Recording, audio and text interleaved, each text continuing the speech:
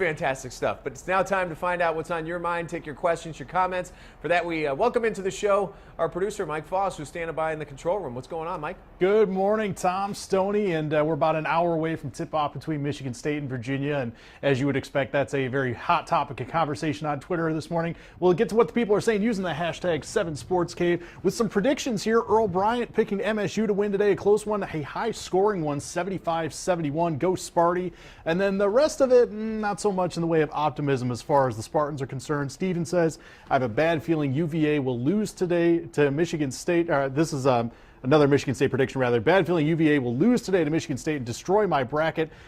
Ray says UVA-Michigan State rematch should be as awesome as last year's matchup. The difference is UVA will win this time around. And Sean says MSU versus Virginia, first 1 to 50 wins. This game is going to be an awful watch, setting the game back 50 years, guys.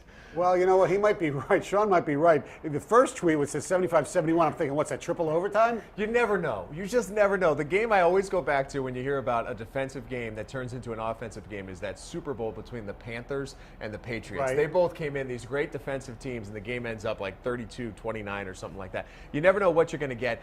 You know, Butler and Notre Dame, for instance, yesterday. Talk about a game that sets you back in terms of scoring, but exciting down the stretch. It was 55-55 at the end of regulation, but that was a good one. Look, the tournament is great, but the quality of college basketball this season has definitely gone down. Now, whether it's because guys go to the NBA early, whatever, it just hasn't been great. The tournament, it will always be exciting because you'll always have great finishes because of the parity in college basketball, and we saw some great, I mean, the NC State game being Villanova. Villanova plays horrible. They managed to come back in the game, and NC State still comes back and wins the game. And Thursday's games. Well, I mean, every single game, well, obviously not all of them, but we were so thrilling. This is what March Madness is all about. And then Friday, everything was pretty much chalk, and it was all, you know, boring. It was a great start.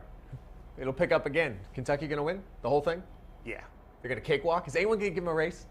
Yeah, they'll get a. Yeah, Cincinnati, I think, showed where Kentucky can be vulnerable. You got to go after them a little bit. But Cincinnati couldn't shoot. You get a team that can shoot from three, they have a chance. All right, before we go to break,